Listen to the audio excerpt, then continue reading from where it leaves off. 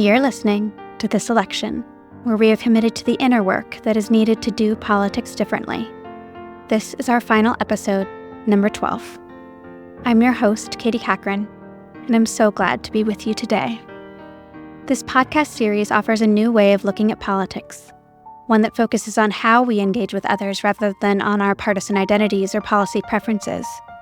It explores why politics is so triggering and offers spiritual practices that heal past wounds, ground us in our bodies, and connect us to that which transcends our differences. This series was launched for this election, but I believe we need its wisdom now more than ever. If the outcome of this election has brought you to your knees, this podcast is for you. If you are okay, or even celebrating the outcome, but you yearn to be in relationship with those on the other side, this podcast is for you. If you are devastated and want to give up after all the effort you've expended this election season, this podcast is for you. And if you want to fight like hell, this podcast is for you too. It is for anyone that wants to do this differently, and for all of us that want to do this better. Reading this for a final time is hard because there is so much work left to be done. These words were true when I wrote them back in September, and they are true now. Politics is hard, but it's something we can heal from, and it is something that we can change. It won't be easy. The road ahead is long and foreboding, but we can hold on to practice. We must, for ourselves, for our neighbors, and for our country. Our final episode is a conversation with Parker Palmer. There could not be a more fitting way to end this series or to begin the conversation about what politics after this election looks like. 2 quick notes before we begin. First, Parker and I recorded this episode in late September before the outcome of the election was known, so you'll hear references to what might happen. Second, I reached the limits of my audio editing capacities and was unable to remove a slight scratchy sound from the recording. It's faint. You might not notice it, but if you do, please stay with us. What Parker has to say is too important to miss. A politics worthy of the human spirit. These words, the subtitle of Parker Palmer's book, Healing the Heart of Democracy, capture the longing that is at the root of this podcast and the larger This Election project. A politics worthy of the human spirit. Is it possible? Do we have the capacity to create it?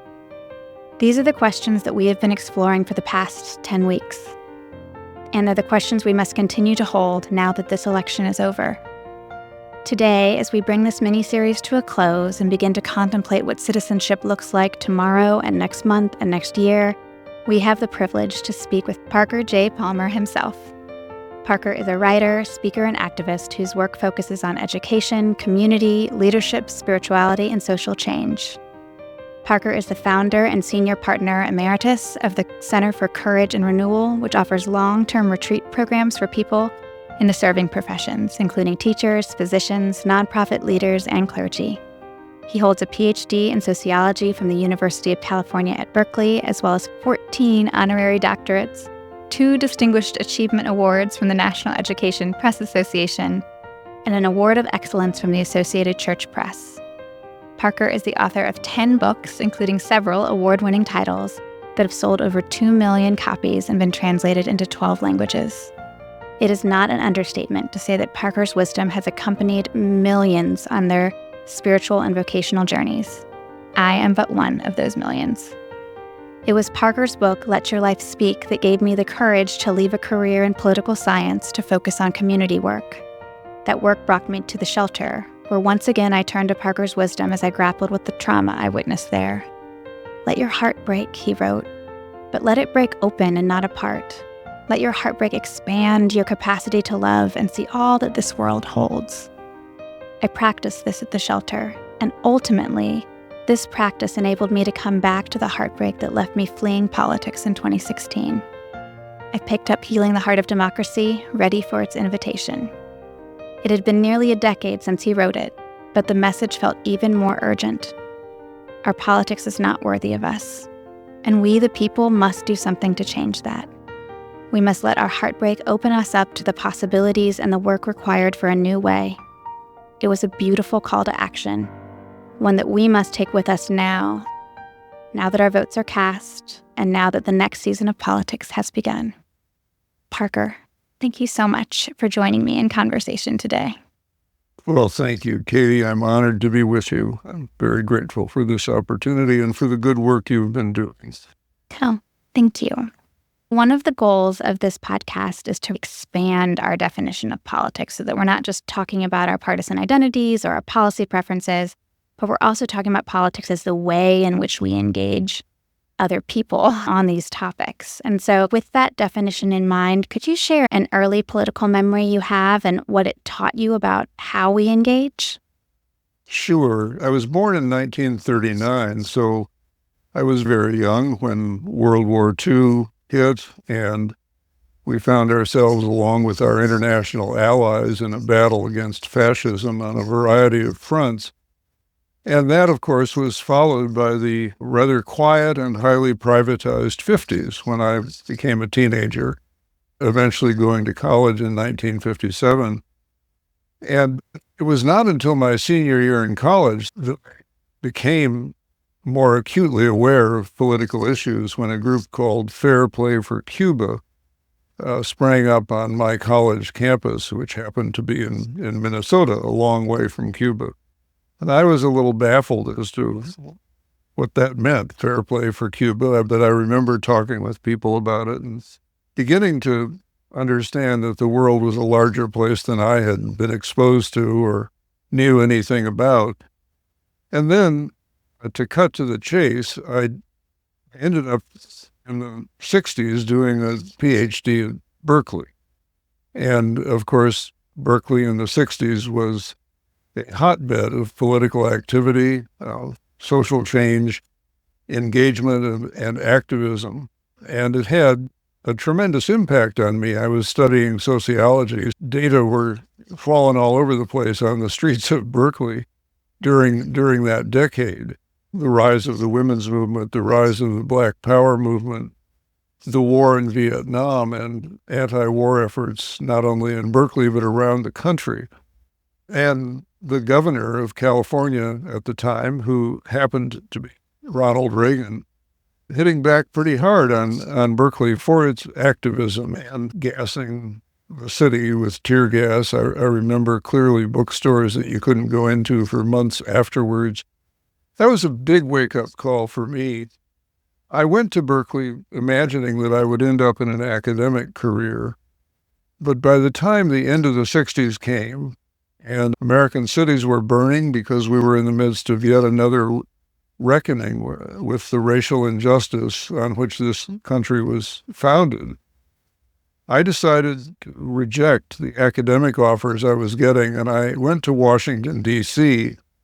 to become a community organizer in 1969, working on issues like redlining and blockbusting, which were destroying city life as well as individual and family life in a most unjust, truly egregious way for the world's, quote, greatest democracy.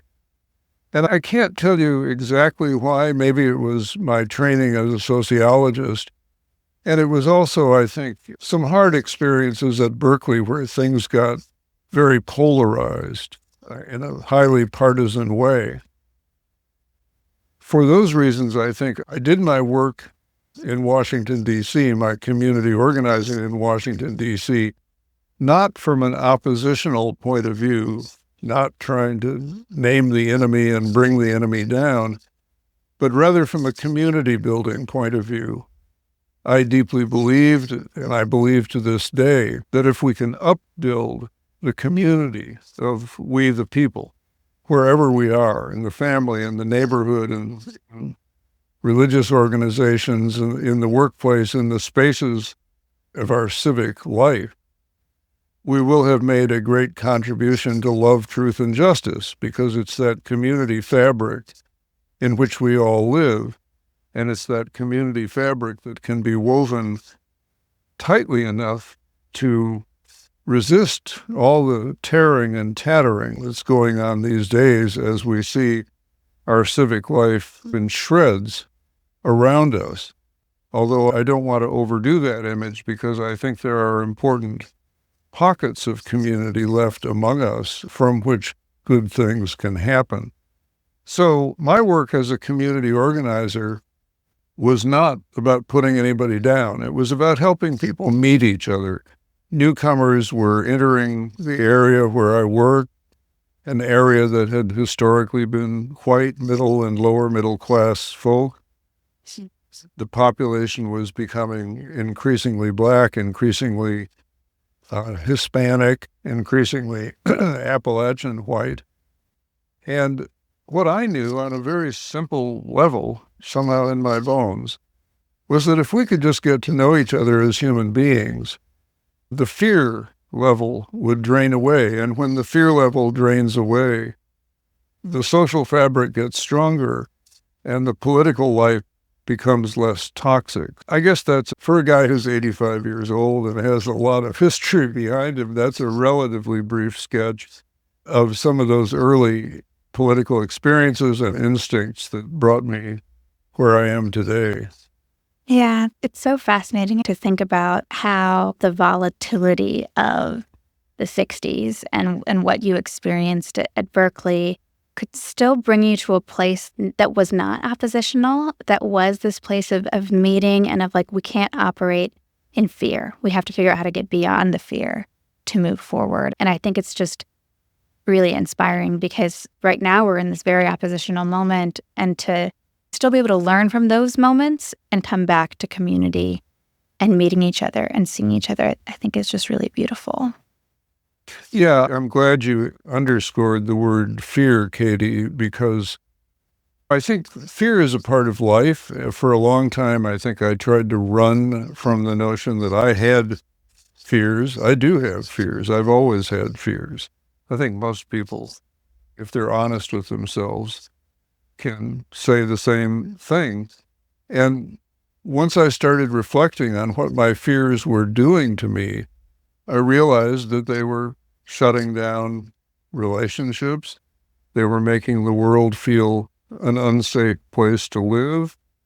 They were hampering my thinking, and brain science has shown us that fear can shut down the mind and make us less intelligent, less creative than we would otherwise be.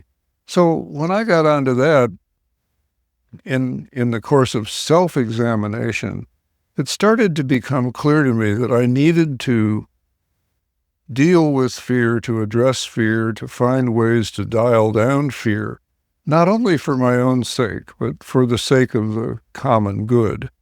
And so that has been, I think, an important piece of my life, and it also illustrates what I believe, and I think you share this belief, the importance of working on ourselves and our own inner lives in order to work on the outer world. Because if I go out there living an unexamined life, I'm going to do all kinds of damage. But if I can go out there aware of my inner dynamics and try to help other people deal with similar dynamics in their own lives, case in point, creatively dealing with our fear of each other and of the world at large, then I might make some sort of positive difference. But it has to begin with me. Yes, I'm 100% with you on that. And I think so often we begin with, what can someone else do to fix this problem? And one of the things I loved about what you did in The Heart of Democracy was say, this is not what a politicians need to be doing differently. This is what we, the people, need to do differently. Can you talk a little bit about that emphasis and why change has to come from us and not from those people in Washington? Well, the founding documents of this country hit us over the head with it, don't they, when they keep emphasizing we the people. We the people are meant to hold the power in our hands. We the people are meant to elect to office those we want to lead us. We the people are meant to hold accountable those who lead us. which means we, the people, need to get our act together and decide what it is that we collectively value. We'll never come to 100% agreement on that. We might even not come to 52% agreement on that. But anything we can do to identify and hold up the common good, what we regard as the common good. And I think there is a broadly shared consensus on some major points about what the common good looks like. Anything we can do along those lines strengthens American democracy. So that's one reason that I focus on we the people. It's in the books, it's in the charter, it's in the founding documents. But the second reason I focus on we the people is that I was taught, and I believe truly, that grown-ups take responsibility for their own lives and for whatever part of the collective life they impact, rather than always blaming other people. And it always astonished me, or at least I eventually got to a point of astonishment, the number of political conversations I would find myself in where all the talk was about those people in Washington, D.C., or those people in the state capitol, or those people on the school board who were screwing everything up or occasionally deserved a bouquet rather than a brickbat. But most often they were screwing things up. And we talked and talked as citizens about that. I found myself speaking up in groups of sort and simply saying, I noticed that none of those people are here. When was the last time that talking about people who aren't in the room helped you solve a problem? Right? And nobody ever came up with an example. Never. Common sense suggests, we ought to be talking about us. We ought to be talking about what we're doing and not doing. We ought to be talking about how we understand the problem and see if we can come to a shared understanding of the problem. And then we ought to be talking about what kinds of collective action or individual action we might take in order to do something of the problem. I didn't get that from a political science textbook. It's common sense, I think. And again, it's something that every time we put that idea into practice, let's talk with each other, not about someone else. It seems to bear good fruit. Yeah. And I think it's interesting because, as you've said, we the people it's in our founding documents. It's part of who we are. But another part of who we are as Americans is fiercely individual people sometimes too, that believe so strongly in our own ability to craft our own destiny. And I think that's an important part of our founding as well. But there's a tension that those two things have, right? That makes it hard for the we, not just because we have different beliefs and may not agree on the common good, but because of this innate individualism as well. Right, absolutely. It's really clear if you study the history of this country that the American project was developed because of two streams of energy that somehow managed to come together often enough to get somewhere good. One was individual effort. Be a pioneer in a new land was to exert a lot of individual effort, often without other people within 100 miles or 1,000 miles of where you were. But at the same time, coming together in community played a critical role as well. And of course, it's a very complicated history because in the course of those efforts and in the course of community building, we're now talking about a lot of white European pioneers who came to this land. They drove indigenous peoples off land that they had occupied for generations, made and broke treaties, something that goes on to this very day. And the economy of the country was founded on the labor of enslaved human beings, which is totally contradictory to the charter with which this nation began, and which is a vile abomination by any moral law that I know anything about. And so the contradictions involved in weaving this country together are many and powerful. And we have to live honestly in the midst of all of that. I myself was never a slaveholder. I'm sure I had distant relatives. I don't know them. I don't know about them who were slaveholders. I personally didn't create that problem, but I live with that problem today. As a white man, I carry privileges that were created via doctrines of white supremacy and white racism, and that I am responsible for. If I live with white privilege, believing that it is mine to claim, I'm making a grave moral error, easily in my own time as vile as the original sin of enslaving human beings. If I don't recognize that that form of white supremacy continues to drive a lot of American life, including the American economic system, from which people like me benefit while others do not, then I am culpable.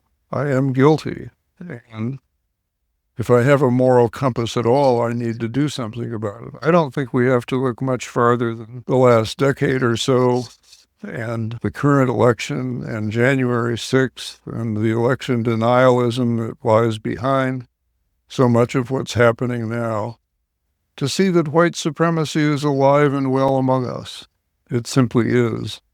And I think to deny that fact is to become morally culpable, because moral action begins with seeing reality, seeing truth. Love, truth, and justice go together, and they can't be separated into some mushy definition of let us love one another. You speak about looking at our world honestly, which can be really hard sometimes. And the book itself, Healing the Heart of Democracy, in many ways came out of your own political heartbreak. And heartbreak is often the catalyst for change. Can you talk about the role of heartbreak in healing our politics? Sure. As you know, Katie, it's very central for me, and you've said that the same is true for you. I think it's true for a lot of people. I think everybody knows what heartbreak is. We often think about it in highly personal terms. Lose to death someone I've dearly loved, that's heartbreaking. Someone I care for deeply has a profound failure in their life, that's heartbreaking. I find that I can't get ahead with some of my fondest dreams and aspirations, no matter how hard I try. That's heartbreaking. On every level, we are vulnerable to heartbreak, especially if there's anything at all in the world that we love. And to be a person in the world not loving anything is a condition worse than heartbreak, nihilism, I guess. But I've experienced in my own life, and I've seen in many other people's lives, two ways for the heart to break. The most common understanding of the term, I think, is where the heart simply shatters under the pressure of heartbreak, scatters in pieces all over the floor as a result of a devastating experience. And sometimes in the course of that explosion, if you will, gets hurled at the ostensible source of its pain, like a hand grenade or a fragment bomb. That's not an uncommon scenario for how one kind of heartbreak happens. And again, I think in our political life today, we see a lot of that going on. The demonizing, the weaponizing of this or that, the aiming at the enemy with what originates in a broken heart but quickly becomes a weapon of war that gets expressed in all kinds of crude language and personal insults and attacks that, again, take us nowhere politically, however they may satisfy the lesser angels of our nature. But there's another way for the heart to break that is not a wish dream or a fantasy. It happens all the time.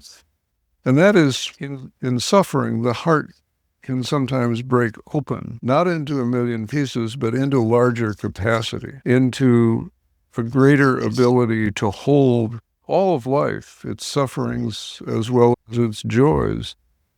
At age 85, I've become accustomed to friends and family dying, to people I know losing the most loved person in their lives.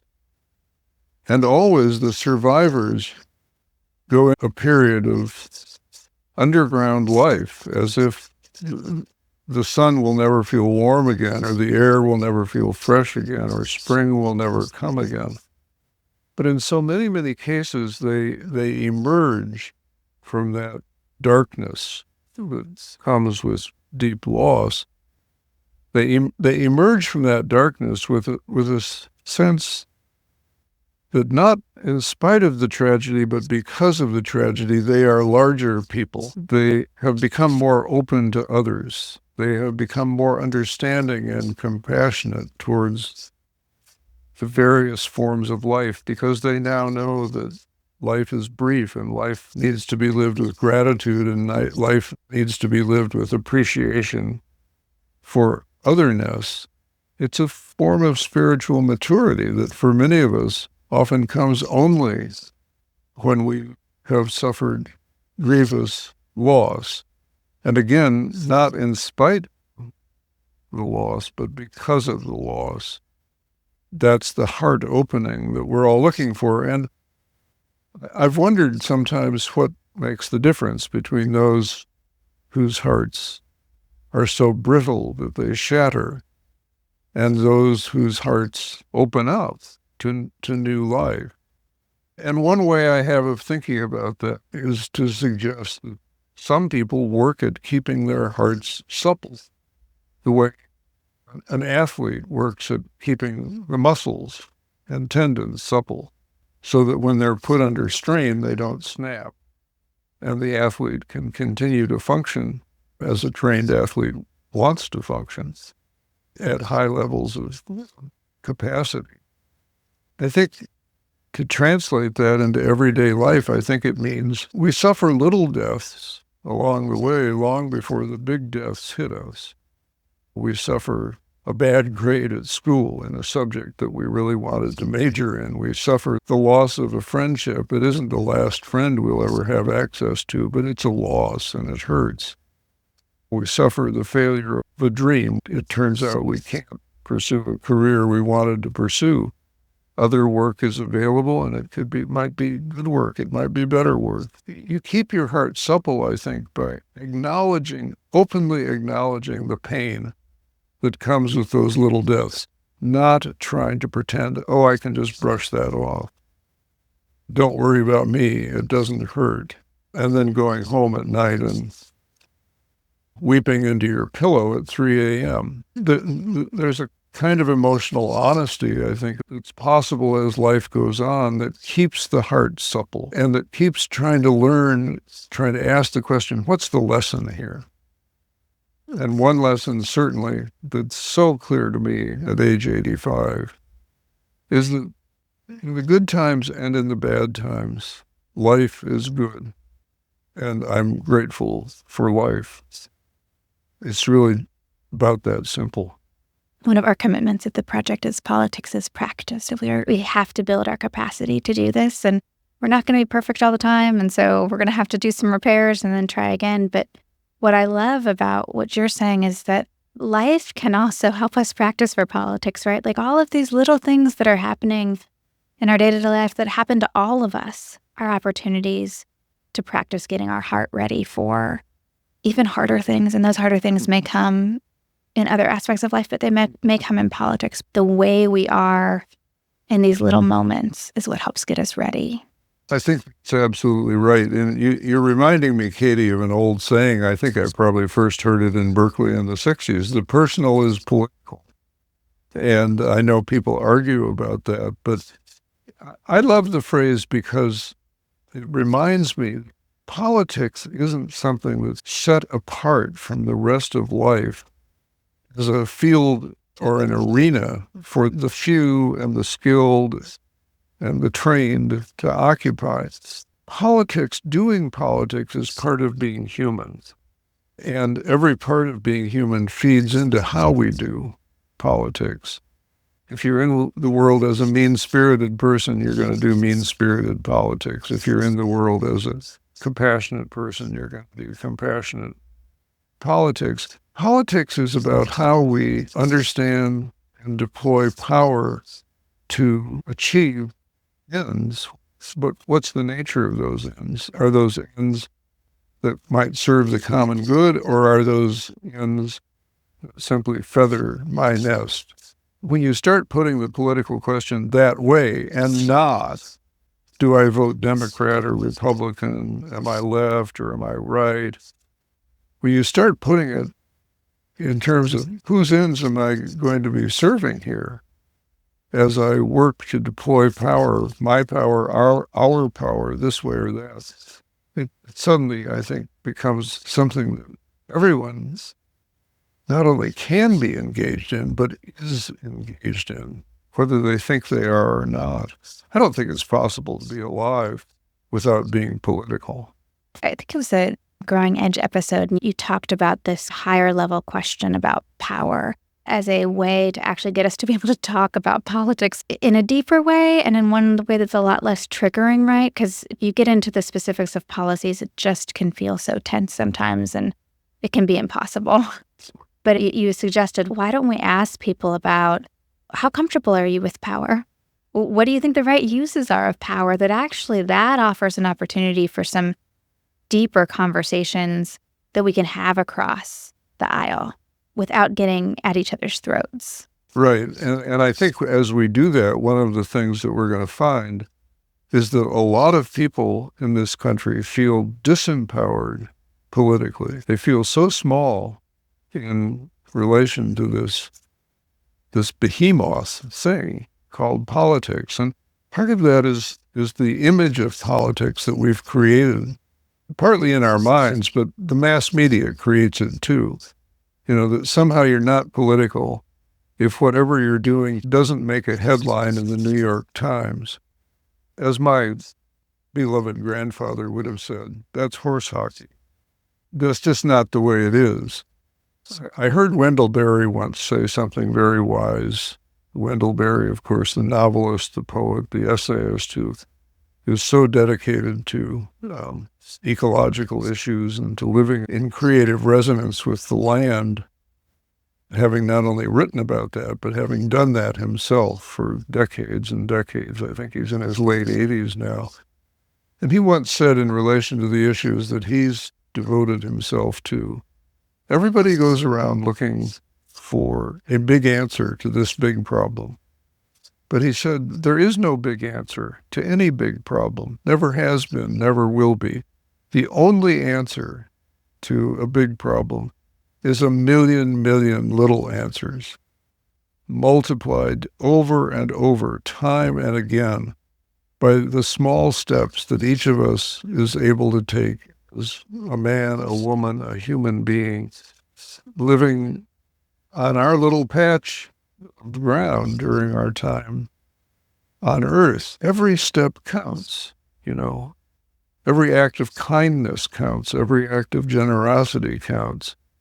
Every act in which you encourage a young person to grow into their potentials counts. Maybe your child, maybe someone else's child. It doesn't matter. It all counts. And I think a big part of being a citizen of a democracy is to value whatever it is we're able to do. Again, at age 85, I know people who are confined to a wheelchair or to a nursing home who have very little mobility. They're sending postcards out, urging people to register to vote. They're making phone calls, urging people to register to vote. They remain politically engaged, and they somehow understand whatever little they can do matters. It matters to the world, and it matters to them that we continue to feel engaged, whatever our status and station in life may be. So we're talking really about how the underlayer of politics is a lot of stuff that doesn't look political, and in partisan terms, isn't political. Simply a contribution to the common good. And we're all capable of doing that, whether our arena is the home or the neighborhood or the classroom or the workplace, whatever it may be. In the book, you call those spaces pre-political spaces, right? They're these like civic spaces where we can practice these habits. And you comment that some of that is declining. Can you talk about what these spaces are, give some examples, and then talk about how we can practice the habits of the heart that we need to cultivate democracy? Yeah. Let me name the habits of the heart first. Perfect. I think we haven't had a chance to do that yet. 5 of them. And then as I do that, I'm going to invite people who are listening to be thinking about one of the venues in which they live and move and have their daily being. Maybe this is a parent of young children at home. Maybe it's someone who's neighborly or in some way active in their own neighborhood. Maybe it's someone who occupies a face-to-face or even a virtual workspace 5 days a week. Maybe it's someone who belongs to a religious community of some sort. Maybe it's someone who spends time in public spaces like sidewalk cafes and rallies and forums and debates, sporting events, just walking down the street in a city where you run into other people. That's a public space. But just to think about these spaces a bit as I name these habits of the heart. The point here is to say that democracy depends on citizens having certain habits of the heart which lend themselves to being good citizens in a democracy. What's the opposite of good citizens in a democracy?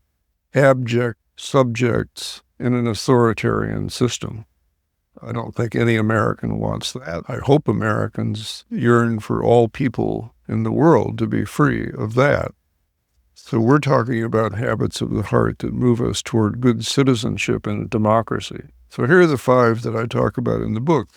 Number 1 is an understanding that we are all in this together. It's a very simple proposition, but as you were saying earlier with American individualism, we sometimes act as if it weren't true, but it is true. And if we didn't learn anything else coming out of the pandemic, we should have learned how thoroughly intertwined we are, that a toxic virus that arises halfway around the earth is suddenly spreading across this country and killing millions people worldwide. We're all in this together. The second is an appreciation of the value of otherness. Because if it's true that we're all in this together, that means that there's a lot of difference between us, a lot of variety, surface variety, racial variety, gender variety, sexual orientation variety, religious, philosophical variety, language, etc., etc. And there is value in that. That's, I think, one of the most fundamental propositions on which democracy gets built. That diversity is not our enemy.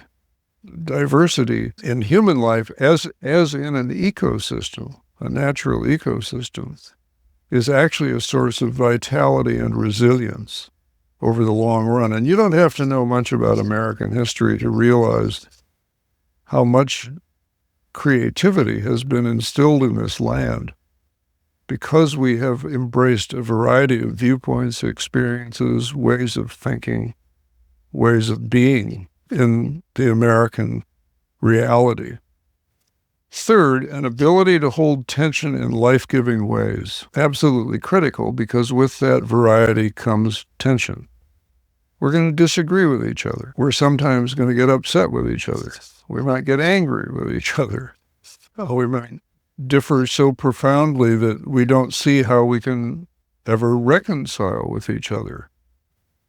But democracy depends on us holding those tensions in a way that expresses the hope that someday, some way, we may be able to find a middle ground between two opposing stances on an issue or a problem. Or maybe better yet, we'll find a third thing that involves a creative synthesis of two positions that seem to be flat out opposite, contrary to each other. Both of those things have happened in human history.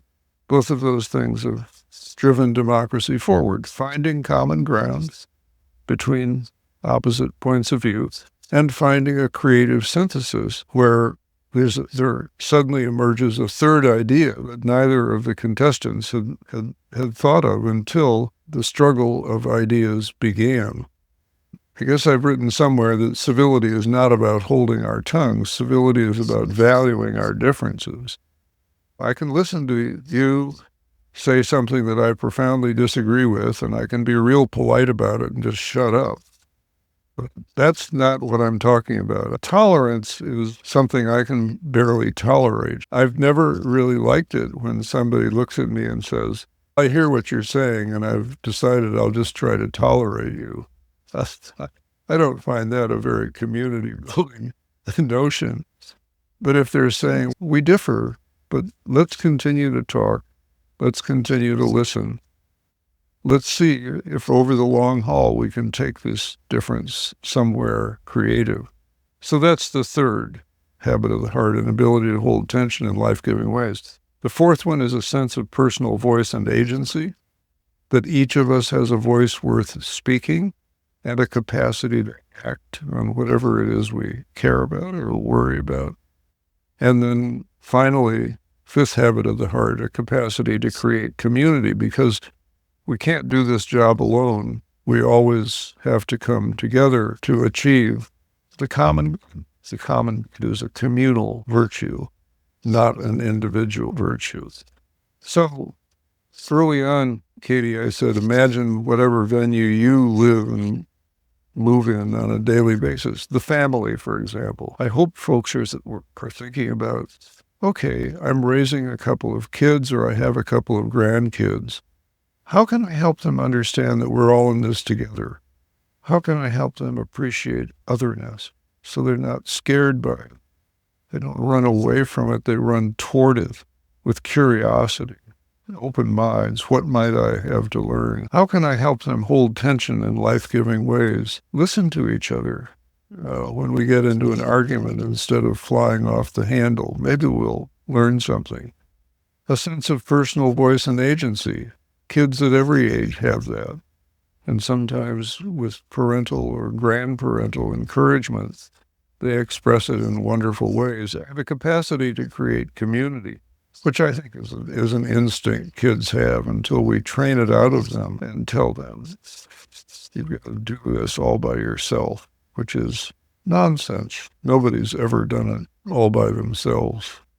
I can think about that in my own family, how I help my kids navigate their conflicts, right? But also, like you said, it applies to our workspaces. It applies to neighbor disagreements. Anytime we interact with anyone, we have the chance to practice these things. Absolutely. One of my favorite examples, Katie, is walking down the streets of a city where, unlike the suburbs, you can walk for an hour and not meet up with anybody. But in the city, you're meeting up with a lot of people a lot of the time as you just walk down the sidewalk. And what you learn as you do that is that it is possible for millions of people in an urban community to move individually toward very different destinations on very different schedules in very different ways without slamming into each other and breaking their noses. You learn what I call the choreography of urban life. You learn that you can get exactly where you want to go without hurting or being hurt. If you're willing to jog a little right, jog a little left, slow down a little, speed up a little, negotiate the foot traffic on the sidewalk, and everyone just comes out fine, and everyone gets where they're going on time.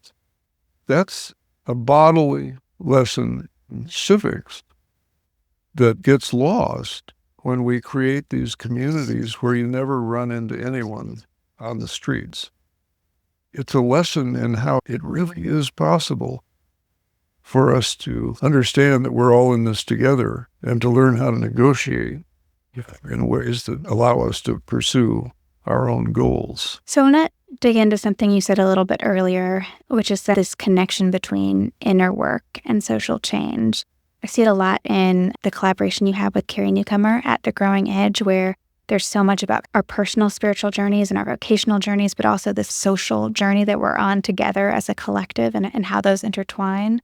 But also then the work you've done on wholeness and our need to confront what is divided within us before we can create wholeness outside of us. So can you talk a little bit about how those are related?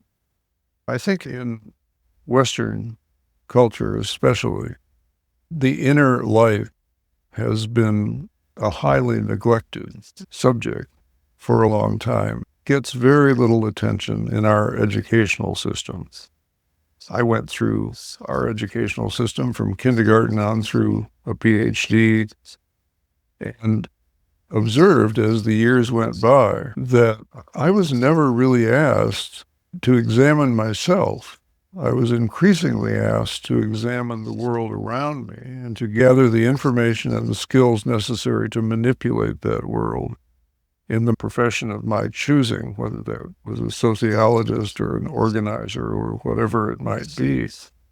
But the deeper I went into education, the quote higher I went into education, the less I was challenged to think about what I was bringing to that equation and whether the knowledge that I was gaining and the way I was holding it and my intentions in using it were for better or for worse. For me, the spiritual life is about doing that kind of self-examination, reflecting on where I am in this mix, reflecting on the various drives within me and asking which of them is going to get expressed in this particular moment around this particular challenge or need. I often think of Abraham Lincoln in this regard. As you know, one of the things I do in my book, Healing the Heart of Democracy, is write about Lincoln, who from a very young age was challenged with pretty severe clinical depression. His survival depended on coming to terms with this darkness within him, which frequently tempted him from his late teens onward to take his own life.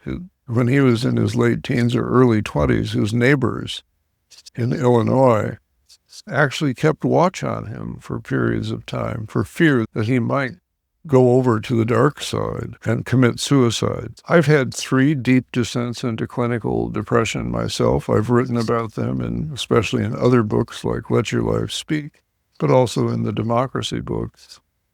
And so I understand why it is that in order to survive that kind of deep darkness, Lincoln had to wrestle with himself. And he came up, I think, with a very interesting language around what he discovered. He discovered that we have the lesser angels and the better angels of our nature.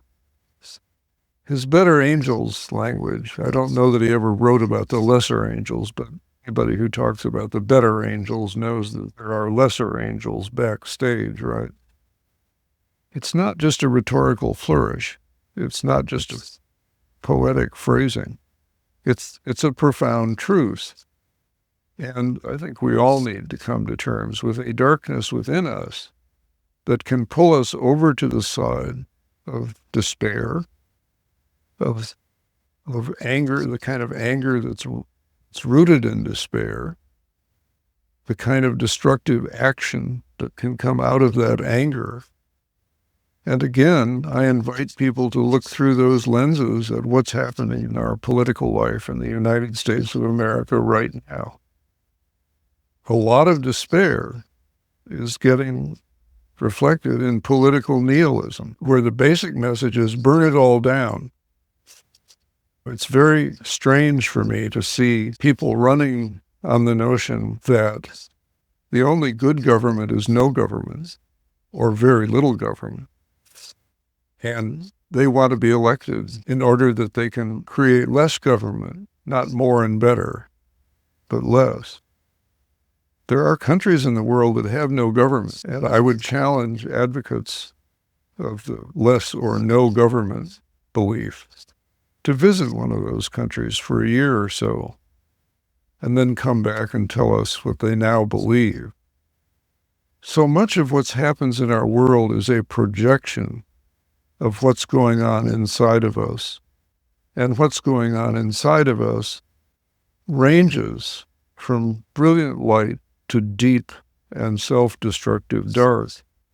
And we have to be courageous enough to find out what's in there and to watch it happening and try to understand how to come out on the right side of these very complicated inner dynamics, the life-giving side.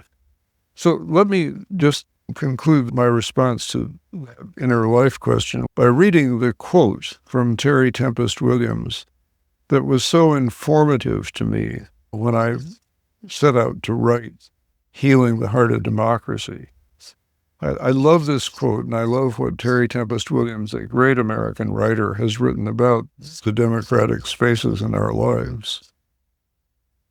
She says, "The human heart is the first home of democracy. It is where we embrace our questions. Can we be equitable? Can we be generous? Can we listen with our whole beings, not just our minds, and offer our attention rather than our opinions?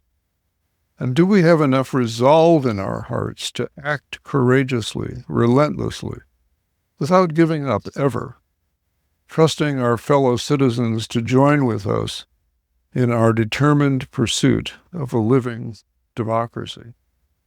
Now, I think anybody who studies that quote will understand that Terry Tempest Williams gets it, that the human heart is a mixed bag. She's not guaranteeing that because it comes from the heart, it will end up being democracy. It might be authoritarianism. It might be totalitarianism. It might be fascism. It might be nihilism, because the heart has all those impulses in it. She asks questions of the heart. Can we be equitable? Can we be generous? Can we listen with our whole beings, not just our minds, and offer our attention rather than our opinions? And do we have enough resolve in our hearts to not give up on each other? To not say, let's just burn the whole thing down or blow the whole thing up. I deeply believe that we need in our common life to be paying attention to these inner life questions for our own sake, the sake of our resilience and our capacity to enjoy life and share life with others, and for the sake of the democracy which we inherited as an ongoing task to create a more perfect union. I just love that quote by Terry Tempest Williams on the website. I come back to it all the time for myself of, can I listen? Can I be equitable? It's one that we can examine collectively, but also individually. One of the other things I really love about your book that shines through is you really deeply love American democracy and our institutions. And I think we live in a time where we can get really cynical about those institutions and give up on them a little bit. And so I would just love a little bit of your reflection on what you love about our form of government. I think what I loved above all else is that in its purest form, in its most deeply realized form, democracy puts faith in people like you and me. It says you are capable of self-determination in a way takes into account the needs of other people.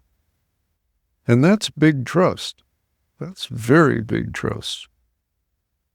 And we should value that. We should value that profoundly. In a world that has said to so many people, you don't know anything worth knowing, you don't understand anything, worth understanding. You need to turn your life over to experts or people who will live it for you, whether that's religious authorities or scientific authorities or educational authorities. So there's a place for authority in life. Of course there is. There are people that I recognize as knowing a lot more about X, Y, or Z than I do.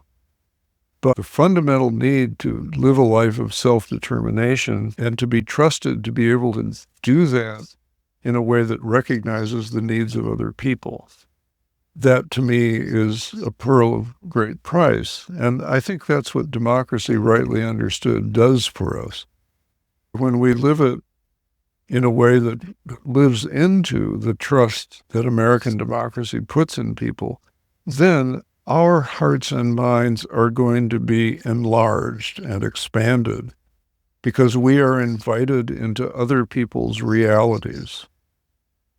I'm a white, middle-class, straight guy who has been favored through no merit of my own with a good education and enough to retire on in some comfort.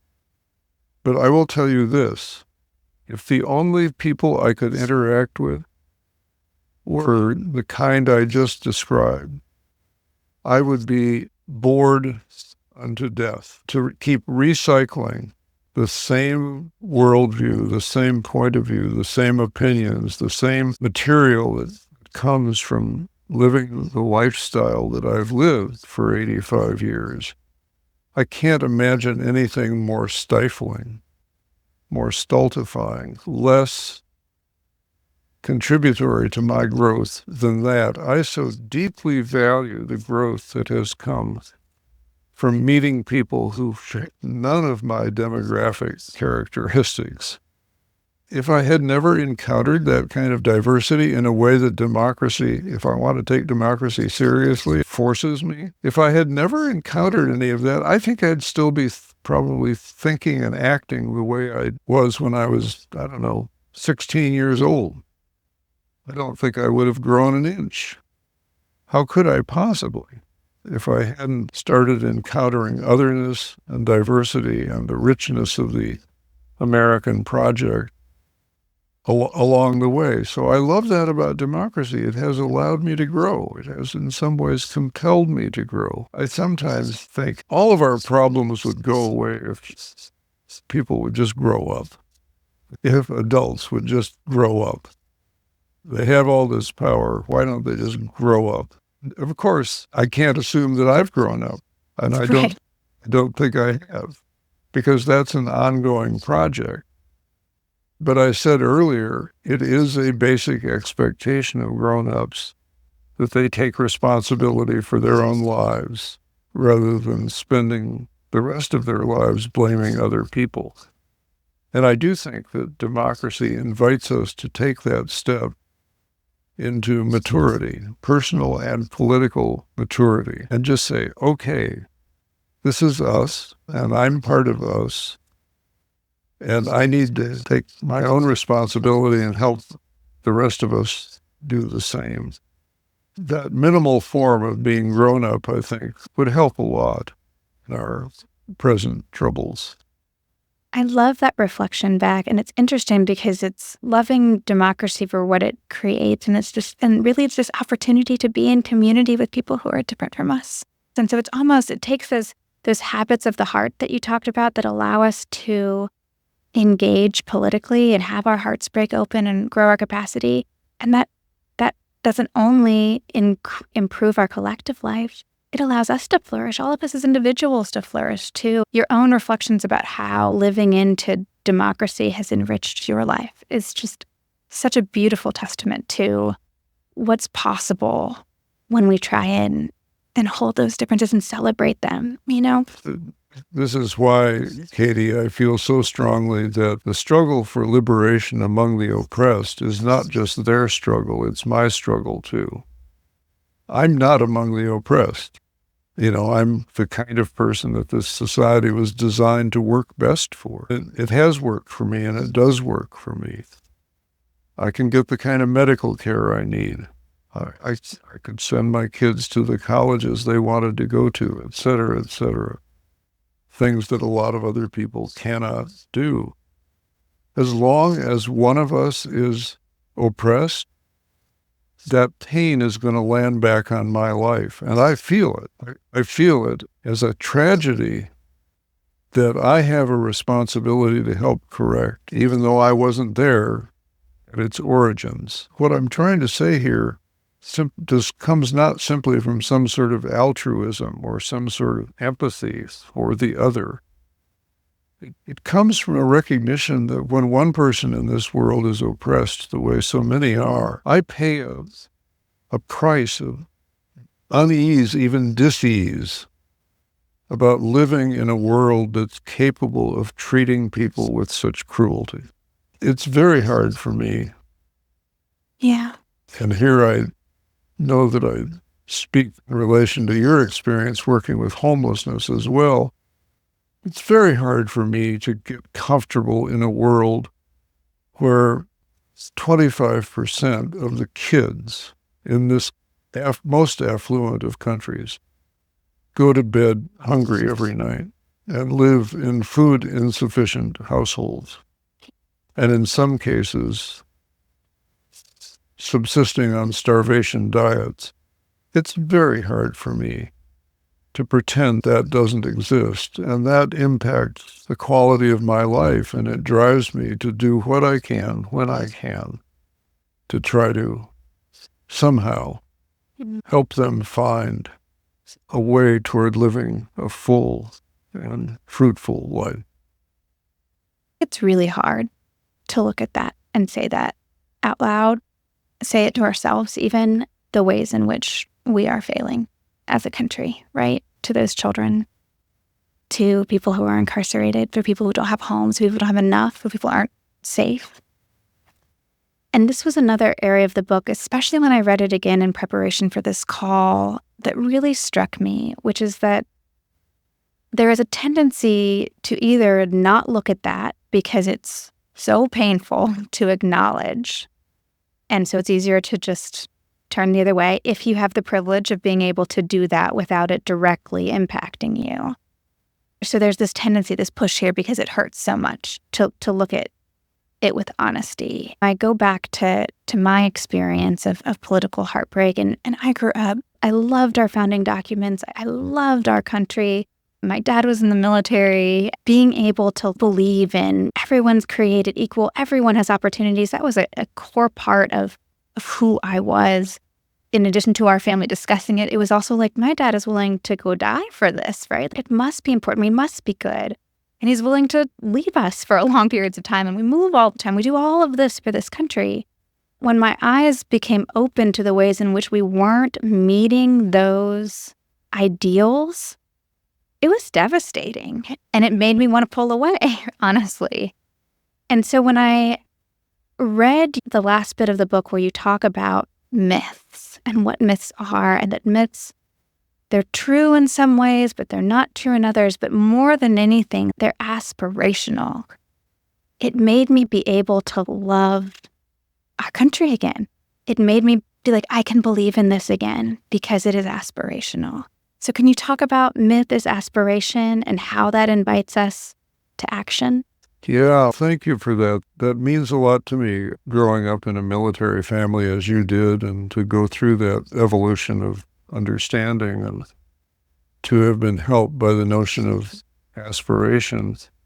I find the founding documents of this country very human, not only because of the high values they express, but because of the contradictions that are built into them. That's what it is to be human. To be human is, I'll quote Leonard Cohen here, the great singer-songwriter, it is a crack in everything, and to be human is to be cracked, right? Leonard Cohen says, forget your perfect offering. Ring the bells that still can ring. There's a crack in everything. That's how the light gets in. I love those lines. It is in the cracks that the light comes through, and the light reveals us as we are, which is complex and contradictory beings who aspire to the best, but who often fall short of the best. And when the founders included a phrase like achieving a more perfect union, they were acknowledging that we don't have it right yet, and we may never. It's an ongoing struggle to get it right. It's an ongoing struggle between the lesser angels of our nature and the better angels of our nature, as Lincoln would have it, duking it out in hopes of making a little progress, a little more progress, knowing that we also take steps back as people rewrite history and actually actively try to forget stuff that's true. One of the big flaws of our politics today is that there's a whole wing of American politics that imagines that somehow America once achieved perfection and has now lost it. I've asked a lot of people, when was this country great? For everyone that is supposed to be included in this democratic experiment of ours, and nobody's ever been able to answer that, because there never was a time when that was the case. What I love about aspirations is, even though they aren't real in the moment, they are true. And that truth calls us forward. That truth reminds us, oh, that's what we wanted when we were in our right minds. That's what we wanted when the better angels of our nature were speaking through us. And the last thing we want to do is to give up on our aspirations. I don't know about anybody else, but I think I've lived an aspirational life. Have I achieved everything I hoped to achieve? No. And I'm old enough now to realize it was a total pipe dream that would ever even possibly happen, right? But do my aspirations still count? You bet they do, because they pull me forward into life, animated with gratitude and animated by a sense that I would like to use my privilege and whatever power comes with it for something other than feathering my own nest, for a higher purpose, a higher good, for the common good, which again is the healthiest place for me to be individually, as well as the best place for other people to find relief from their suffering. This is a long project, this thing called democracy. It's an intergenerational project. Your dad made his contribution to it. God bless him. You're making your contribution to it. God bless you. We're all working it out in our own way, with our own gifts and with our own sense of what's needed and what's within our reach to do. I'm going to read a quote from the book, thinking that we're probably coming close to the end here. And this is a summary of where I am with some of these questions. And then one more quote from an activist that I learn a lot from. The quote from the book goes like this: "The democratic experiment is endless unless we blow up the lab, and the explosives to do the job are found within us." You notice I didn't say within the other party or within the other guy. They're within us, and I'm part of us. But so also is the heart's alchemy within us that can turn suffering into community, conflict into the energy of creativity, and tension into an opening toward the common good. We can help keep the experiment alive by repairing and maintaining democracy's neglected infrastructure, whose two levels are the primary concerns of this book: the invisible dynamics of the human heart and the visible venues of our lives in which those dynamics are formed, which of course is what we've spent a lot of time during this hour talking about. Our job is just to keep at it, doing what we can day by day. I don't have the same energies at 85 as I had at 45, but there's still stuff I can do. I can't multitask anymore like I used to do, but I can do one thing at a time and sometimes do it reasonably well. The activists who has inspired me most recently, and there have been a lot of them over the years, is a woman named Cheryl Eiffel, who was for a number of years the head of the legal defense fund of the NAACP. I learned a lot from my Black activist friends and colleagues, and from those I admire from afar, as with Cheryl Eiffel, whom I've never met. But she was interviewed a few months ago on public radio talking about her long tenure with the Legal Defense Fund of the NAACP, and she talked about this long intergenerational struggle Black Americans have been engaged in since the day the first ship holding enslaved human beings hit these shores. And she said towards the end of the interview, she said, I've read a lot of Black history, story after story, episode after episode. And the one thing I can tell you is I have never read a story where the last line reads, and then we gave up. And there was a long silence as the interviewer, and I'm sure many in the audience like me, just absorbed what she had just said. That the story of social change, especially among oppressed people, never ends with the statement, and then we gave up. I'm not going to give up either, and I know you aren't. And I'm pretty certain that people who care enough about democracy to listen to this podcast won't be giving up anytime soon. You know, this is the final episode of our series, and I think to end on that is beautiful. Whatever happens in the election, whether your party wins or it doesn't win, whatever happens, there's still so much work to be done. And if you're discouraged, if you think it's just too much, come back to that, to not give up. If you need to celebrate, celebrate. If you need to grieve, grieve. But whatever you do, don't give up. Thank you so much for your wisdom and the book and the conversation today, and for the work you continue to do as an individual in this great ongoing experiment called democracy. Thank you, Katie, and for the powerful work you're doing, for this wonderful interview, for all that's on your heart regarding democracy and the common good. And I'll just add this, Katie. I don't know how old you are, but I'm at least twice as old as you.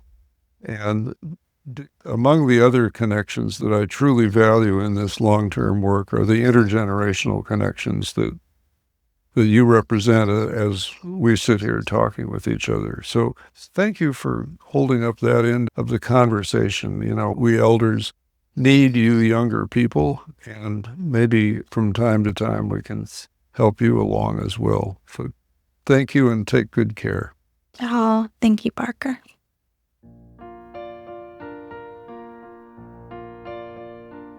Don't give up. Ever. This election is over, but politics is not. And so we must continue to practice. The Spiritual Practices webpage on our website has resources from all of our guests, including a new one from Parker on the 5 habits of the heart. Please continue to use all of them as you figure out the work that is yours to do in this new political environment. As you move into this new phase of practice, be gentle with yourself. And remember that the inner work you do to heal is as necessary for our democracy as the outer work you will eventually step into. We need to bring our best selves to politics, and we can only do that if we take the time to work on us.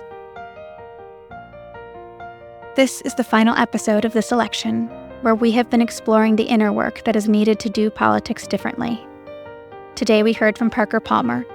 You can find him at the Center for Courage and Renewal, on Facebook at Parker J. Palmer, and through The Growing Edge, his collaboration with Carrie Newcomer that includes a podcast and a Substack newsletter. I'm your host, Katie Cochran, and I will miss this time with you each week. If you want to stay in touch, please sign up for my newsletter or follow me on Instagram at katie.m.cochran. Although this is the end of the podcast, I believe that these conversations are still valuable, perhaps even more valuable than they were during the election.